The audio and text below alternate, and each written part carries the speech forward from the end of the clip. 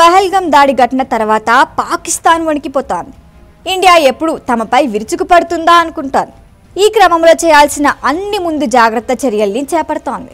సరిహద్దు బలగాల్ని, యుద్ధ ట్యాంకుల్ని తరలించింది. అరేబియా సముద్రంలో యుద్ధ నౌకల్ని మోహరించింది. సైనికులకి సెలవులు రద్దు కూడా చేసింది. ఇవన్నీ చేస్తూనే మరో కీలకమైన పని కూడా చేసింది పాకిస్తాన్.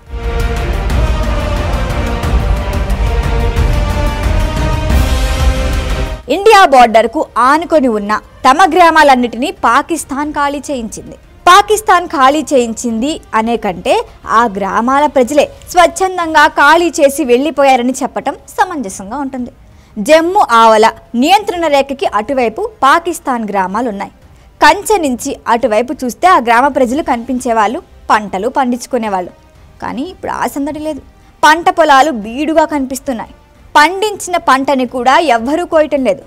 ఒకప్పుడు పిల్లలు, యువకులు ఆడుతూ అటువైపు కనిపించేవారు. కానీ ఇప్పుడు ఎవ్వరూ కనిపించటం లేదు. శ్మశాన నిశ్శబ్దం కనిపిస్తోంది. గ్రామాలన్నీ ఖాళీ అయిపోయాయి.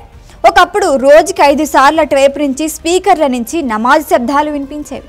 కానీ ఇప్పుడు అలాంటి శబ్దాలు ఏమీ వినిపించటం లేదు. దీంతో పాకిస్తాన్ తన సరిహద్దు గ్రామాలన్నిటినీ ఖాళీ చేయించిందని ఓ అంచనాకొచ్చారు భారతీయ అధికారులు. సరిహద్దుల్లో జమ్మూ వాసులకి పంట పొలాలున్నాయి. గోధుమ పంటని కొనేసేందుకు వాళ్ళు సరిహద్దుకు వెళ్లేవారు. అప్పుడు పశువులు మేపుతూ చాలామంది పాకిస్తానీయులు కనిపించేవారు. కానీ రీసెంట్గా కోతలకి వెళ్ళినప్పుడు ఒక్కరు కూడా కనిపించలేదంటున్నారు స్థానికులు. యుద్ధం వస్తే దాన్ని సమర్థంగా ఎదుర్కొంటామంటూ ఇప్పటికే పాకిస్తాన్ వరుసగా ప్రకటనలు జారీ చేస్తాం. ఆ ప్రకటనల్లోనే వాళ్ళ భయం కనిపిస్తోంది. ఆ భయానికి తగ్గట్టే గ్రామస్తుల్ని ఆదేశం ఖాళీ చేయించింది. ఇటు ఇండియా మాత్రం ఇంకా ప్రత్యక్ష యుద్ధానికి దిగలేదు. భారత్ మొదలుపెట్టిన దౌత్య యుద్ధంతో ఇప్పటికే వెలువెల్లాడుతోంది పాకిస్తాన్.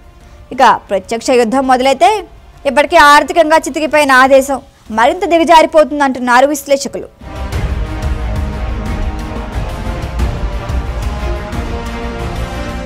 ఈ వీడియో కనుక మీకు నచ్చినట్టయితే లైక్ చేయండి, షేర్ చేయండి, సబ్స్క్రైబ్ చేయండి. అలాగే పక్కనే ఉన్న బెల్ ఐకాన్ని క్లిక్ చేయండి.